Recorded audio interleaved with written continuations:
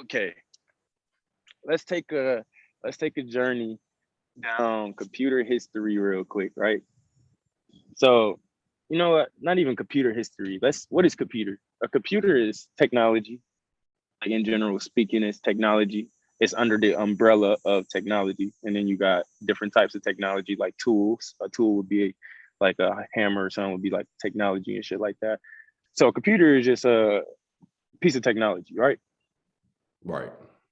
So let's take a journey back in time to figure out when was the first time we started using technology as human beings, right?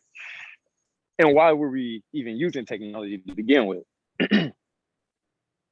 Okay, so we're back in time. Let's just go Neanderthals, because nobody knows before them anyway. So back in the Neanderthal time, let's say they were primitive human beings. They used they were nomads. They had no like shelter and shit. They just walked around and did whatever, and just made sure that they could survive. It was in survival like regular animals. But sooner or later, they started interacting with the environment in ways that other animals couldn't interact with the environment. And the reason was because they was building this thing called the frontal lobe, which houses the intellect of one person. Like that's where you do your thinking, mostly where your conscious sit, right in the frontal lobe. I think that's the neocortex, I want to say.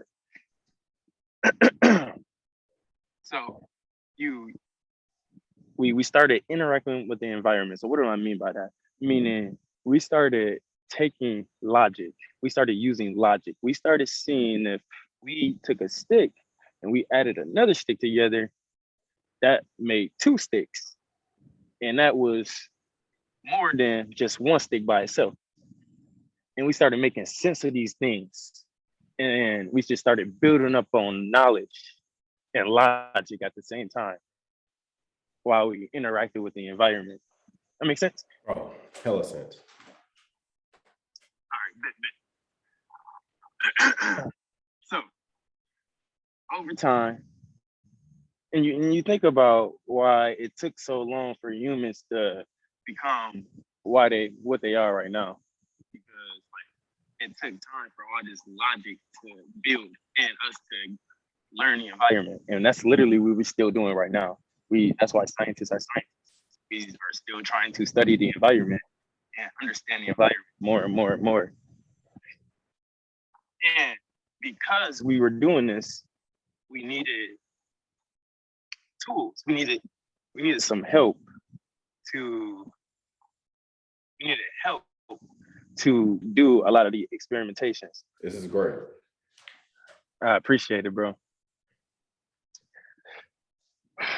All right, so we started making sense with the environment, and we knew we had to go eat, and we needed food, and so as we went out and tried to capture animals and kill them, like shit just we naturally was just thinking like there got to be a better way to just doing this shit, right? So imagine one day lightning strikes, right? Lightning strikes, and one of the laws of electricity is that electricity tries to go back to its source. Like it's like a circuit. That's why classes are called circuits and shit, because electricity is always going in a circuit. And so when a lightning strikes out of the sky, it's trying to get back to its source. And what is the source? You would think it's the sky. Yes, it is. But the sky is part of the earth. So the source is earth. And when lightning strikes through the air, it's trying to get back to earth. And so it's going to hit a tree or something. It's going to hit the ground. And when lightning strikes a tree or ground, it creates a fire. And so imagine animals were being trapped, or some animals were by this tree, and lightning strikes, and they catch on fire.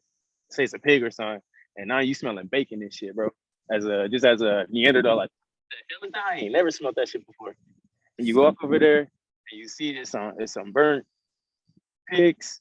You're like, oh, I'm used to eating pigs, but they ain't never looked like this before. And you start tasting it, and you're like, oh, this tastes good. I like doing this. So now you like, when the fire comes, I can cook pigs. So now you gotta wait for when the fire comes. As our intellect kept growing, we started thinking about more efficient ways to harness fire. And one could say one day somebody noticed that two dry sticks, they rubbed them together and somehow some fire popped out. And it was like, whoa, I don't even gotta do the dance no more. I could rub two dry sticks together and now I can provide fire without even having the lightning to come down. So now you learning about your environment and you just creating technology throughout your time to just do shit and understand more and more. So now you got fire, you can harness fire whenever you want to. So not only can you like cook pigs now, but like now you got fire, you can just try putting fire to anything now. Like, let's try fire over here and fire over there. Let's see what fire look like here. Because you got the power to do it whenever you want. You just gotta learn that algorithm. Two sticks, two dry sticks. It can't be wet. You gotta learn it. So maybe you gotta set it out in the sun for a while, and then at nighttime, the sun don't put so much energy into those sticks. You rub them together, the energy, the electrons spark, boom, fire. Get some leaves and shit. Oh, the fire keep going. Oh, Yeah. now I know if I put some leaves in that shit down the fire, bro. You see, they're learning about the environment, but they're using the environment as technology. That was their technology at the time. And so at the beginning of time, bro, the technology was very, what we call, primitive. It was very elementary. You wouldn't even believe it was technology because we just take it for granted today. But it was a technology at the time and it helped them. Basically, their technology just helped them enjoy life a lot more. It helped them expand their life more. It helped them understand their purpose more. They got to help the next generation more. Their technology helped them push forward humanity. That was the purpose of them creating technology back then. But at first, you gotta think about it. At first, they were just trying to cook some food. At first, it was just something simple. Just cook some food more efficiently. And that really make you think about a human, bro. A human is always thinking about efficiency. We're always thinking about how can we do this the most efficient way? Always, always, always. Therefore, we're going to continue to figure out this environment to do more, to understand it more so that we can create more and more technology to make our lives more efficient and more easier for us. And that's just what kept going on throughout history. What happened is they connect different basic inventions, and then you get another invention that's like, whoa, that was dope. But it was like just basically the connection of two inventions that was already there. And people just kept doing that, connecting, taking other people's knowledge, mixing it with theirs, connecting. That's why so many others, because we're using all the knowledge, building up stuff. You say, is that why so many numbers? I said that's why there are so many of us. Oh, okay. I'm okay. Thank you. Okay. We each have a processor in our head. And if we knew in today's time, if we knew how to not separate and stay together as a human race, we could all use our processors together, bro, to be generating all types of ideas. But we're gonna get there. All right. So you see where I'm going with it though. Yeah. Over the time, it was building up the knowledge. Now, here are, bro, 3 ducks are walking up to me right now, bro. I promise you. Wow. I can't make this shit up. Damn, bro. That's real though, man. You spend that knowledge too, they coming, man. They like, I gotta hear this shit. All right, so say over time, right?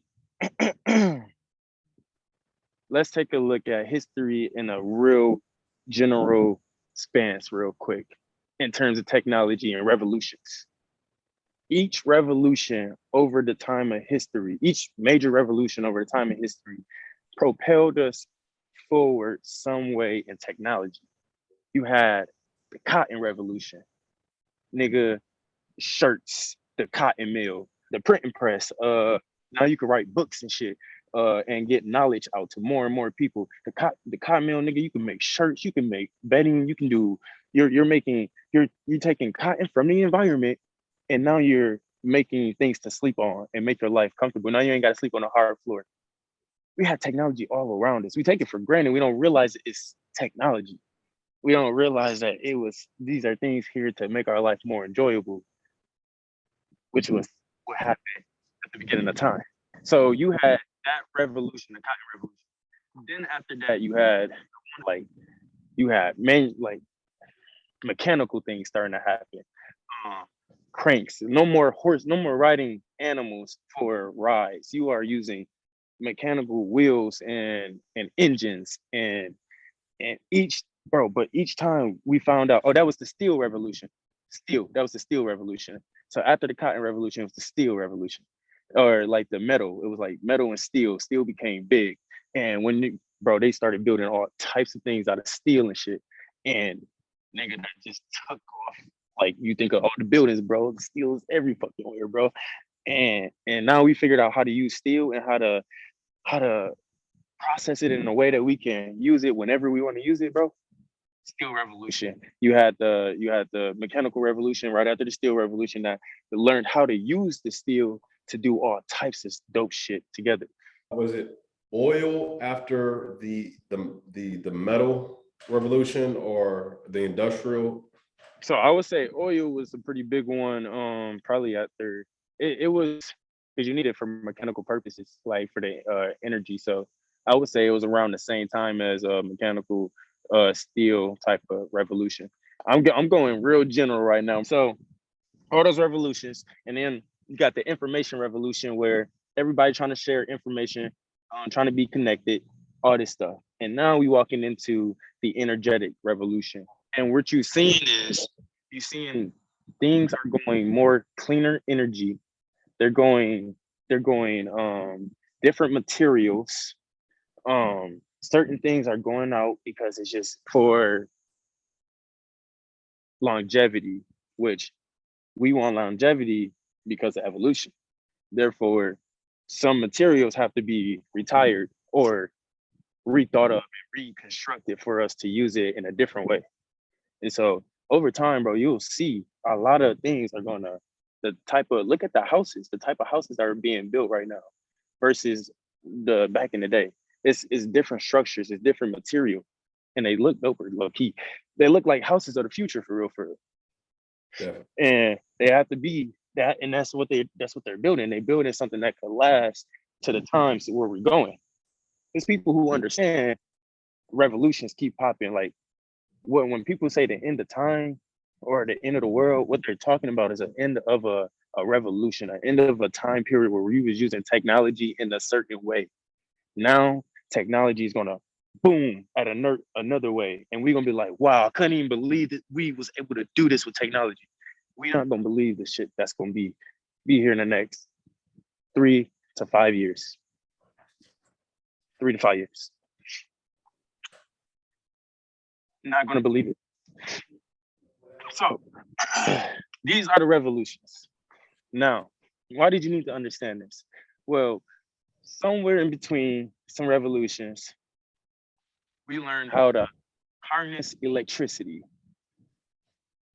and use electricity to control our technology.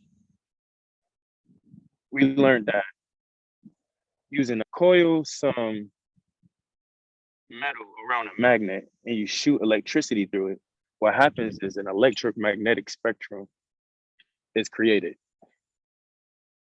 And I don't know who tell these niggas this, bro. Like, where did niggas when you research history, sometimes it just be like, oh, Einstein. I read he said sometimes I was just sitting there and out of the blue the idea came.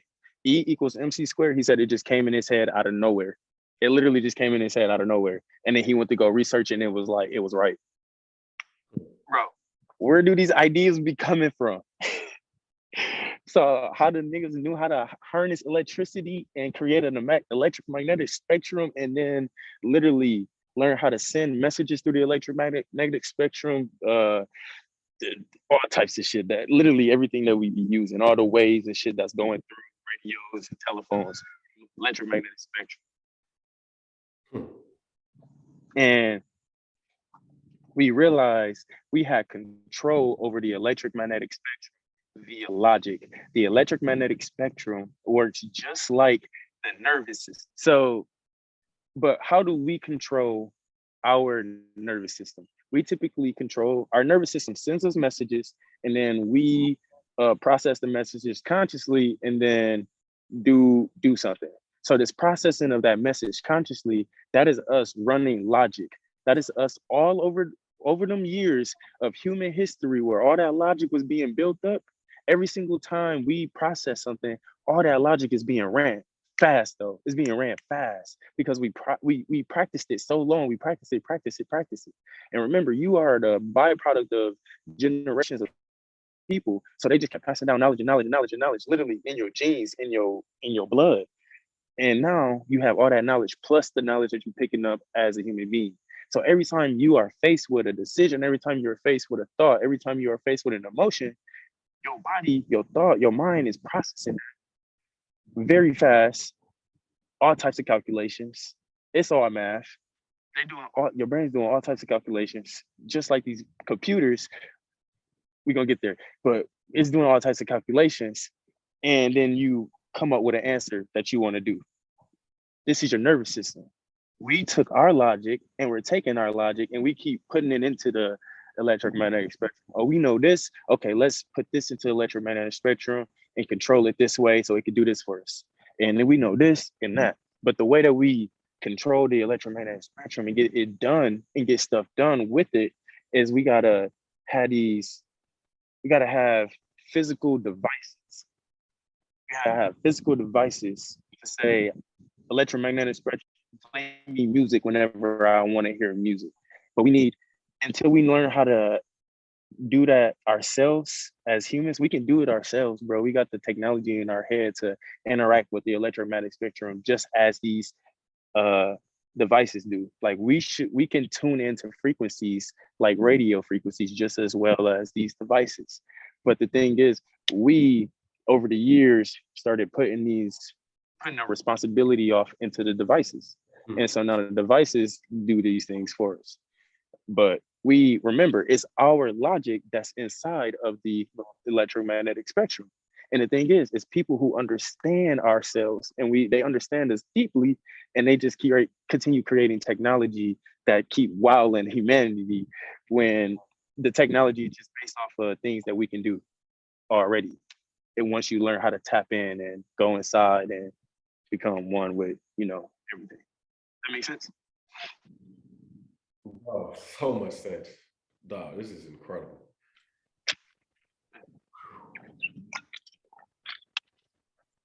All right. So we learned how to, by looking at the human body, by studying the human body, biology, anatomy, genetics and stuff, by looking at that and studying it over time, bro, we built a replica of the human body called a computer.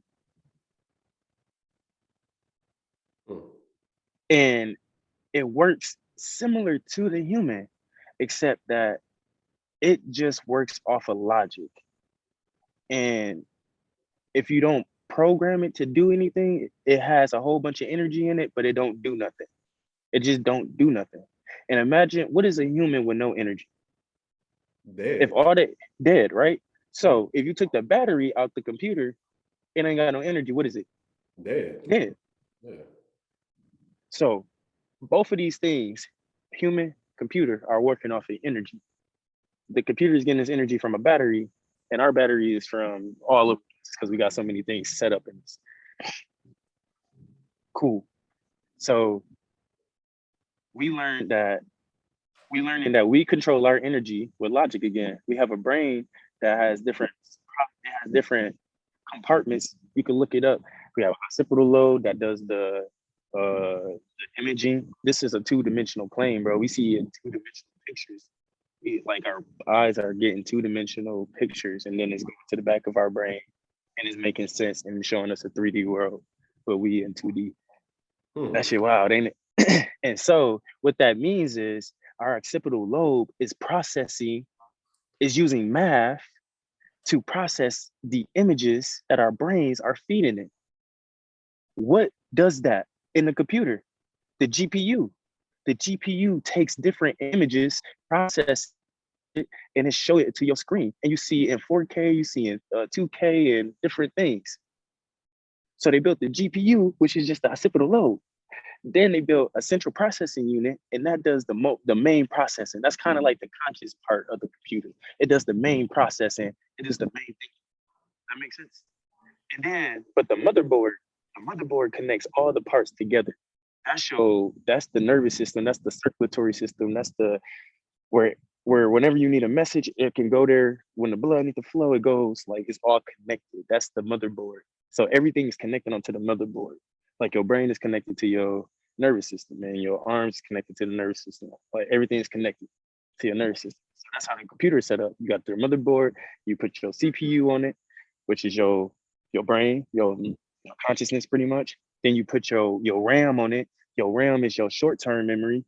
Remember, you're not remembering everything all at once. You storing things in your long-term memory. That's your hard drive. And you bringing things from your long-term memory and storing it into your short-term memory when you need it. When you need it and need to use it and stuff, you put it in your short-term memory. That's what happened with computers. You know, we store all our programs and files on a hard drive. They're not always just right there when we need them. We got to go find them inside a Finder and then double click them and then open them. That's us going to the hard drive, and then what's happening is bringing it from the hard drive and putting it in the RAM, the short-term memory. Literally is working the same exact way how our brains work, bro. They studied the brain, they studied the body, and they replicated inside of computers because they understood that humans work on energy just how computers do. And so over the years, they just kept building different parts, and they gave it a pineal gland, however you want to pronounce it. The pineal gland inside the pineal gland inside the computer is the network card. That is the card that connects the computer to all other computers all around. And if you think about it, us humans are connected mentally to every other human. Our thoughts are connected, our emotions are connected. We all vibe different things. We feel emotions. You have empaths and different stuff like that. We're connected through our pineal gland. It helps us be connected to everybody else. And it helps us see stuff. It secretes DMT when you sleep and before you die. And if you know how to do it when you meditate, also when you're off drugs and shit like that too. Pineal gland, it's amazing. Look that up. So they created one of those, gave it a Wi-Fi card. And guess what they call it? The fucking network that connected everything that together. They called it Ethernet. You know what's wow. You know what's the ether, bro? It's what connects our pineal glands to everything else, to all the other pineal glands and every like pretty much our consciousness to everything else on this three-dimensional plane. Ain't that wild? That's crazy. That's crazy. But then I think they tried to mask it and was like, oh, this is just too obvious. So then they called it internet when they went Wi-Fi.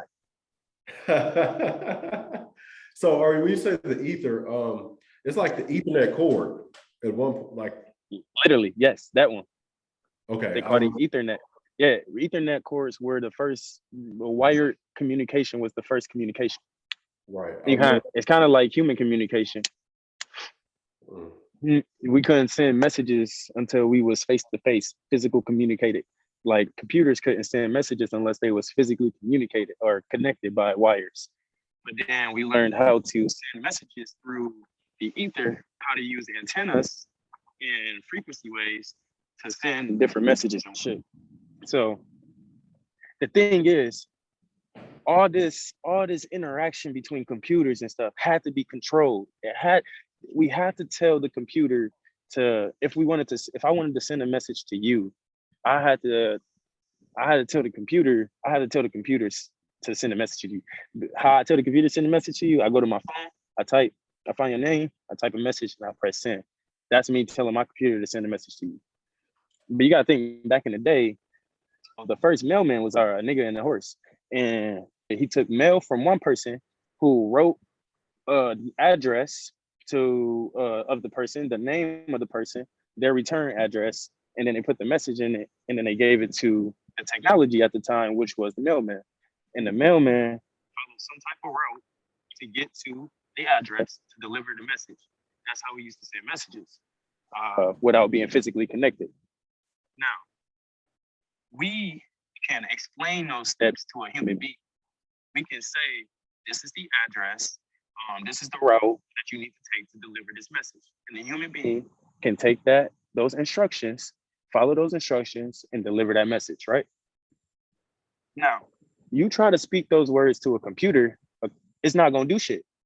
You need to hit the computer with a language that it understands so that it can do what you need it to do. You gotta understand that a computer is its own entity too. A lion walks different than a chimpanzee, but they both walk. That makes sense? Yes. So if I tell another human being to send a message for me, it's gonna send a message for me. But if I tell a computer to send a message for me, it's not gonna do it the way that the human being gonna do it. But it has a way to do it. And so basically over time is what we did. We studied the computer, we studied how the electromagnetic spectrum and shit worked. And we were able to figure out how to send messages over the air with frequency waves and stuff. And so now that we understand this as humans, we needed to communicate this to computers. Like we understand how to do this process because we experimented with shit, and then we figured out I think it was Thomas Edison. He was playing around with a telegram, a wired telegram, and he was like sending a message, and then it like went through a wire and then ended up like 50 miles into his other office, and then the message popped up on the screen. And he was like, oh, I sent the message. Yeah, that was like one of the first time. That was the first time that shit was communicated from one computer to another computer. But getting back, you can't communicate that you got to figure out how the computer communicated. And so we understood that computers, we could talk to computers in a language that computers understood. That language was zeros and ones. Let's say there's a reader, and remember, energy goes in a cycle. So you got your battery. Yep, you got your battery where the energy coming out of. And so that energy is going to come from the negative terminal of the battery, do a loop through the computer, and then go back to the positive terminal, and then do that loop like that every time, right? Mm-hmm. That's what it's doing. That's what it does. So there's a reader. Let's say there's a reader when the energy comes out. There's a reader where the electricity comes out to say there's electricity passing through me right now. And then it knows when electricity is not passing through it. It knows when electricity is passing, it knows when it's not passing. That makes sense? Bro, yeah, well, from the start, bro. That's a great build up. Bet. Cool. So I'm about to, yeah, bro. I'm glad it's recorded this time. All right, yeah, so great build up.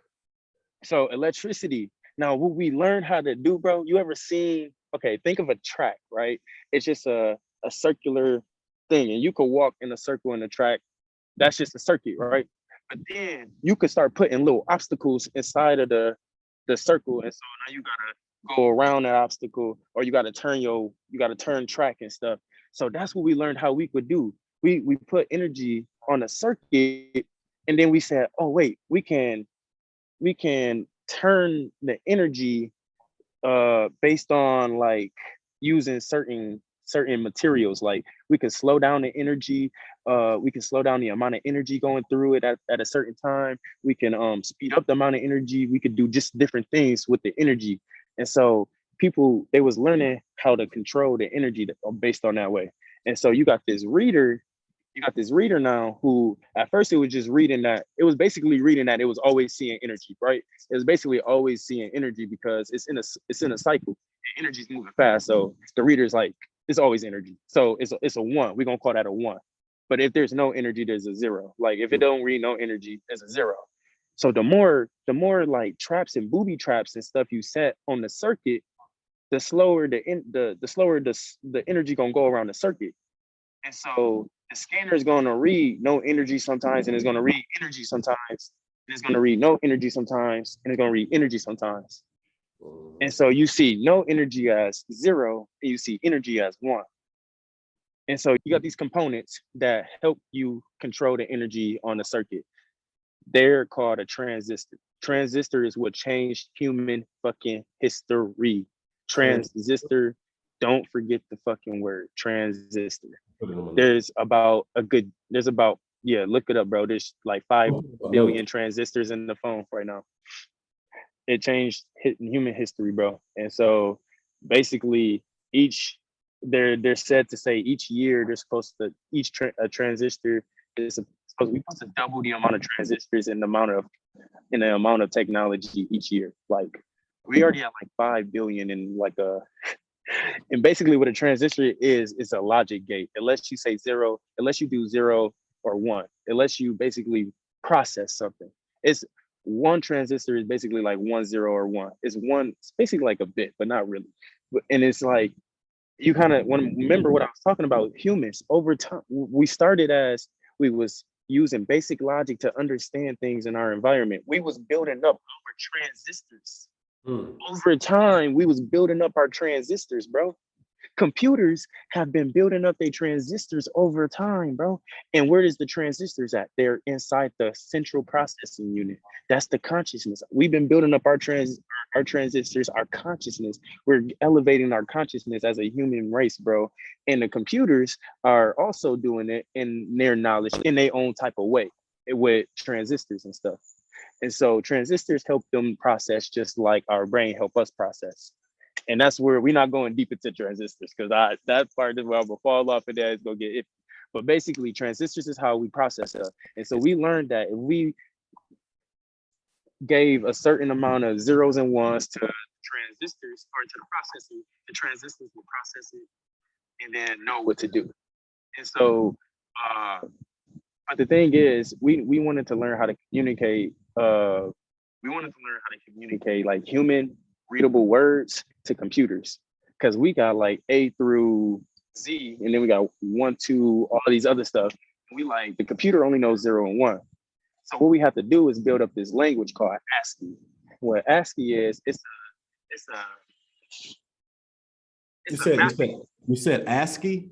Yep, ASCII, like just like that. That's what I said when my teacher said ASCII. Yeah, ASCII, ASCII. Got it. Yep. And what ASCII is, it takes a 0 and 1 value. So let's say 0, and it maps it to a human readable value. So let's say 0 is going to be 0, 0 and 1 will be 1, 1, 1 will be 2, 0, 0, would it be 1, 0, 0 will be 3, 1, 1 will be 4, and then 1, 1, 1 will be 5, and so on and so forth. And it was building up a language. So once they got the numbers down, then they said, okay, we can do character sets too. Let's say we'll do 32. Basically, they'll say we'll do 32-bit numbers. What that means is that they got 32 zeros or ones. There's 32 numbers and they're either 0 or 1s. That's what a 32-bit means. That makes sense? Bro, what's another name? It's another name for that. It's called a K. It starts with a K. It starts with a K. Oh shit. We learned it. This was a while back. The megabytes, kilobytes. Yeah, like it's like the algorithm, like the scale starting from like say if you input in the computer. You're talking about like 2, 4, 8, 32, or 16, 32, 64, 80, or 128, 256, 5, 12, 10, 24, 20, 48. And then you talking about those numbers? No. I'm talking about like say like it goes from 0 to 32, and say if you say 1 to 2 would be 4 because you don't count 0, something like I really forgot it, bro. It's a. Oh, you talking about an array? No. A vector. You talking about a list? Mm-mm. No, never mind. Just continue to go. My bad. I'll send it to you later. It's very similar to what you're talking about, though. All right, bet. All right, cool. So you got so basically what's happening is we're feeding the computers 32 bits at a time, 32 instructions at a time. The computer can take in what they call it logic gates, because logic is 0 or 1. So the computer can take in 32, it has 32 logic gates, meaning that it has 32, wherever the energy is being inserted at, there is 32 different little gates. Think about when you look at your computer and when you about to insert your charger. There are 32 little gates right there. Something like that. It's like 32 little gates. And they all taking in energy at the same time. And each one of these gates have their own course that they following, and then they're gonna all come back around. And so each 32 of these gates have their own reader as well. And they have their own reader if there's a 0 or 1. Is there energy passing through this gate right now, or is there not energy? And there's 32 of them. Mm-hmm. So it can read 32 bits at a time. And that's what you get, a 32-bit computer. We can give it 32, we call it an instruction. One instruction has 32 bits. And so we can give it, each instruction is 32 bits at a time. Whatever, so we can say, move this data from the hard drive to the RAM. And we can say that within 32 bits using zeros and ones. They mapped the way of learning how to say that using zeros and ones to the computer. And so now the computer is the processor using the transistors are processing these zeros and ones and doing certain things because of the zeros and ones telling it to do it. That makes sense? Yes, absolutely. And computers got real smart, or niggas got real smart, and they learned that they can take 32 and 32, and now you got a 64-bit computer, bro. We could create instructions. We can create a language that the computer understands because it's zeros, basically it's zeros, 32 zeros, 32 bits are being fed into the computer at once. You understand that a bit can only be 0 and 1, right? Yes. It's binary. That means 1 or 2. That means true or false, binary, 0 or 1. So it's a bit. We can feed the computer 32 bits at once, meaning that we can split the energy 32 times into its own 32 tracks, and it can follow its own 32 tracks. And therefore, we can write instructions for each one of those tracks that kind of like mean something. It's weird how they did it, bro. But they did it, bro, and basically you can create the track and it'll follow the track and it'll do some processing and know what to do. Look, I ain't an electrical engineer. And I almost failed that class. We have to take one electrical engineering class, bro. I got a C in that bitch, bro. I was like, thank God, I don't even care. But it's so crazy how I know this shit. How I know this shit now, though. But so my professor be impressed. But so you got we feeding the computer 32 bits at a time. And we start to realize that writing instructions in zeros and ones is a lot. You're writing each line is 32 bits, zeros and ones. Nigga, that shit bugged the fuck up. Now imagine debugging some zeros and ones. Oh, nigga, you don't want to do that, nigga. So basically, what programmers decided to do was like, instead of feed these computers just zeros and ones, well, you see how we build up a language for the computer with the zeros and ones. How about we build up a language for us, and then we take the language and we give it like this translator, and the language will go through the translator. We will write instructions in this language, and then it will go through the translator, and the translator will turn it into zeros and ones, and then we'll feed it to the computer, and the computer will know what to do after that. That's where the first programming language came from. That's the idea. That's where programming languages come from. That's literally what happened. They had a mapping of zeros and ones for, like, if you write this zeros and one, then the computer will do this. If you write this pattern of zeros and ones, the computer will do that. So they said we could take that idea and say, okay, let's make our own language that will convert. We know we can map our language to a pair of zeros and ones. And okay, when he writes a var, That's just 0, 1, 1, 0. So we're gonna get out to the computer. Okay, the computer understands he's creating a variable. He needs some storage and memory. The computer understand that because that's the pattern. But you don't have to write 0, 1, 1 no more. You just write var, feed it through the compiler. That's what it's called. That's what that translator is called. The compiler compiles. It takes all the file library files and shit, brings it all together and makes 0 and 1 file, and then give it to the computer. The computer can process the code.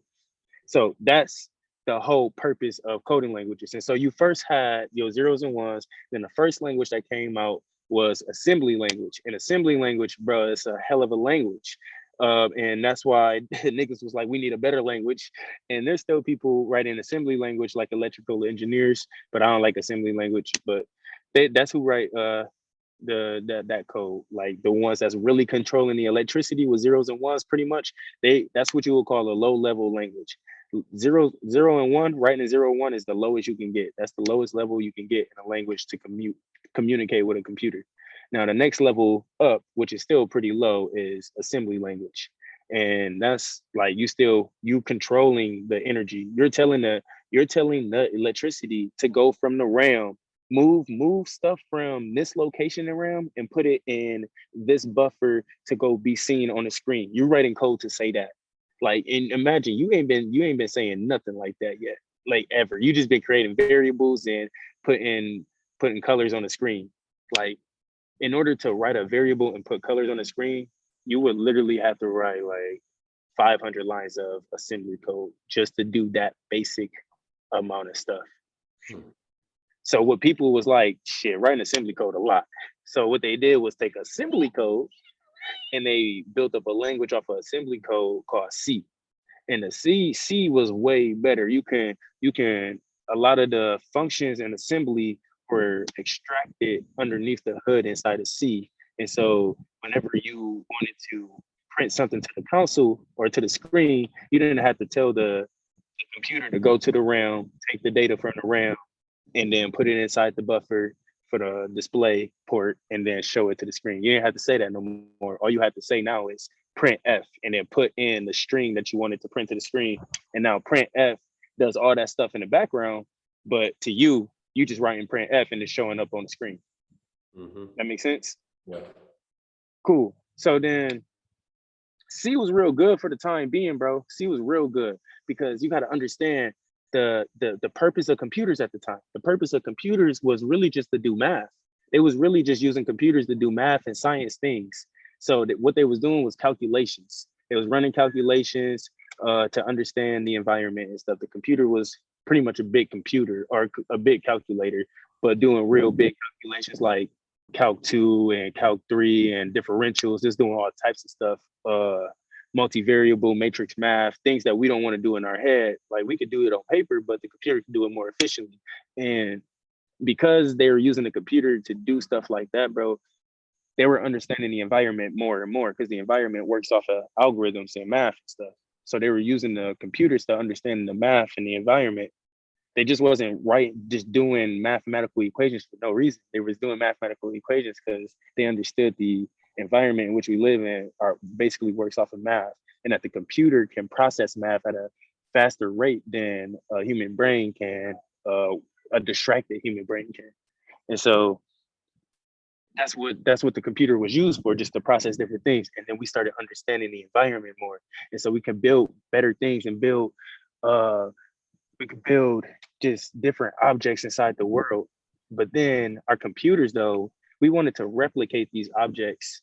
We wanted to replicate these objects inside the computer. But the programming languages at the time had no idea how to say an object. It didn't know how to pinpoint like a trash can. Like imagine inside the code for, you don't got classes inside of C. So for a trash can, you have to create a variable called trash can and give it the name trash can. Then you'll call it trash can name and then give it the name trash can or whatever. Then you create another variable, call it trash can color and be black. And then you create another variable, trash can height, whatever the height is, and then trash can type, whatever the type of trash can is. And you got 4 variables now. And now what if you wanted 2 trash cans? Now you got to go and copy all those variables and do it twice. So they was like, yo, we need a way of describing objects. We need a way of that we can encapsulate. Encapsulate means group. Like, so we want to be able to group the same characteristics. If they got like, if we're describing something with characteristics, we want to be able to group that into something like the world does. Like, that's a trash can. You don't see 4 different objects on a trash can. You see one trash can that has all those properties. And so basically they took that idea and they created classes. And that's where C++ comes from. It's the upped up version of C. Like, C was already dope doing the functional programming, but now C++ came in with object-oriented programming. And so that means objects. We can now bring objects from the real world. We can describe them to the computer, and the computer can understand it in the way that we understand objects as well. That makes sense? So much sense. ORM, yeah. Sure. So now we got object-oriented programming. And this is the purpose of this class, bro, is to learn how to use object-oriented programming, how to use, and this is pretty much, the C++ is a pretty good language to start at, because what it allows you to do, just how C is 1 level up from assembly language, C++ is 2 levels up. It still gives you may not be controlling, saying move this data from the RAM to the hard drive all the time, but you can, if you need to write more efficient code. Because if you know how to do that shit, if you know how to manipulate zeros and ones real quick, that's, bro, you can C++, you're a master with C++, you can write real efficient algorithms, you can do real cool shit. You're gonna become a master, people gonna pay you a lot of shit. And the thing is, like, there's like these algorithms, when we start paying attention to them and actually looking at them, bro, they're built up of different algorithms. All we're gonna do is start connecting different mathematical algorithms. When we really tap into this shit and realize what it is, it's just puzzles. We're gonna be the next mathematicians, scientists, Nobel Peace Prize winning niggas all over the place. And it's wild, bro. But getting back, so we got C++ because we can control the low level things. We can control the operating system. We can literally tell the operating system to pause executing. We can tell the operating system to do certain things. We can mess with the memory. We can mess with the Wi-Fi card. Higher levels languages can't do that. Higher level languages like Java and Python and JavaScript and stuff like that. Those languages can't get as low to the hardware as C++ can. But at the same time, those languages extract a lot of the BS that you got to do with C++ that people hate. So it's real more efficient. But at the same time, C++ have grown over the years, have more modern libraries now, so that is you can write, like, you can, if you don't want to touch the hardware and stuff, and you just want to create a variable and open up a window and stuff like that real quick, there are libraries that you can use real quick that will do that stuff for you. And so it's like C++ is like having the best of both worlds right then and there, because you can switch back and forth. If you need to do something real efficient in your program real quick, you can write that efficient code, and then you could go back to just writing regular code real quick. That makes sense? Bro, definitely. No wonder why you're now, that gives me a huge, really big understanding of why you're doing C++ with this. Like you said, you can control and manipulate things a lot more than you can do with Java, JavaScript, Python, because you're more connected to the hardware of things. So I understand now. That is a great explanation. That cool.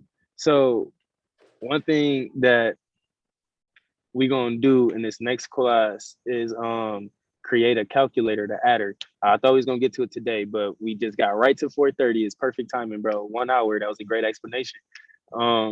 So what we're gonna do tomorrow is create this calculator, and we're gonna talk about what happens with a human being when I tell you to add 2 plus 3 and give me the result back. What happens in your brain when I ask you to do that? What happens in your brain? And take time. Process.